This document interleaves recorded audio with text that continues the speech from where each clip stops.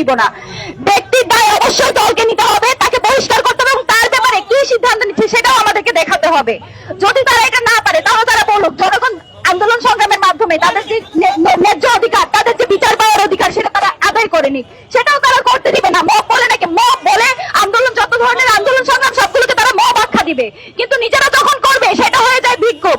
এই যে শব্দের ফ্রেমিং গুলো করে তারা মানুষের যে ন্যায্য অধিকার, মানুষের যে বিচার পাওয়ার অধিকার সেটাকে যে তারা প্রতিহত করছে, তাদেরকে বলতে চাই আপনারা বিগত কয়েকদিন আরো একটা জিনিস দেখতে পেয়েছেন, যত ছোটখাটো ঘটনা সবকিছুর মধ্যে বিচার পাওয়ার জন্য, যে কোনো সমস্যার সমাধানের জন্য প্রধানমন্ত্রী হস্তক্ষেপের দরকার পড়ে। আমরা এই কালচার দেখতাম বিগত সময়ে, পৃথিবীতে যত যাই হয়ে যাক, যখন প্রধানমন্ত্রী হস্তক্ষেপ করে তখন শুধুমাত্র সেই সমস্যার সমাধান পাওয়া যেত। হাসিনাকে হাসিনা বানিয়েছে কিন্তু এই কালচার। আমরা বাংলাদেশ আর একটা কোনো হাসিনা দেখতে চাই না, তারেক রহমানকে আমরা হাসিনা হয়ে উঠতে দেখতে চাই না। এই ব্যাপারে তারেক রহমান কি সিদ্ধান্ত নিয়েছেন সেটা আমরা জানতে চাই, এবং এই ব্যাপারে যতগুলো ধর্ষণ হয়েছে সেই ধর্ষণের ব্যাপারে জিরো টলারেন্স এই সরকার ঘোষণা করবে বলে আমরা তাদের উপর আশ্বাস রাখতে চাই, বিশ্বাস রাখতে চাই। ধন্যবাদ সকলকে। ধন্যবাদ। মুক্তিযুদ্ধ গণতান্ত্রিক আন্দোলনের সম্পাদক বর্তমানে অনুসরণ করছে ডাকসুর কার্যনির্বাহী সদস্য রাহানুদ্দিনকে। বক্তব্য নিয়ে আসছেন ডাকসুর কার্যনির্বাহী সদস্য রাহানুদ্দিন।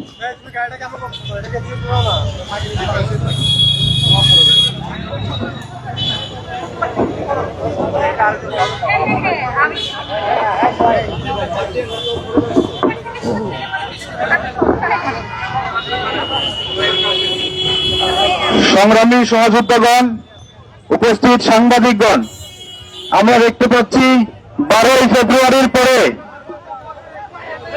বাংলাদেশে নতুন নাটক মঞ্চস্থ করা হচ্ছে।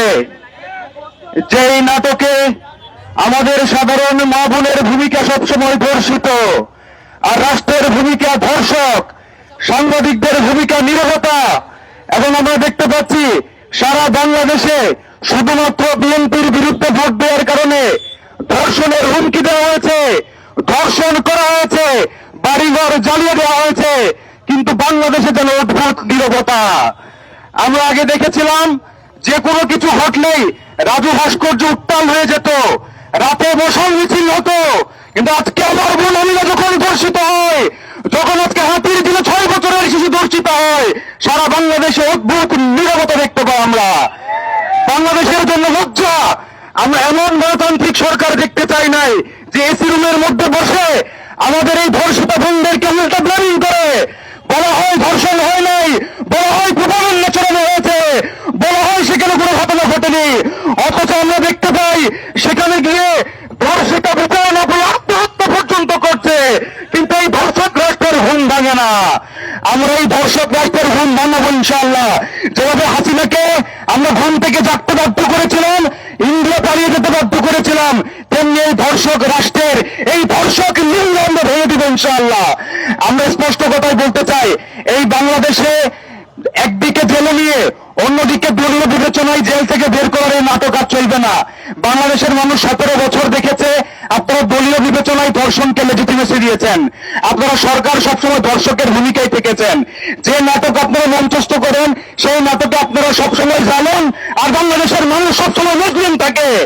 আমরা এই জালেম মুসলিমের ব্যারিকেড ভেঙে দিব ইনশাআল্লাহ। আরেকটি কথা স্পষ্ট করে বলতে চাই, আমাদের বাংলাদেশে আজকে একটি বিরোধী দল রয়েছে,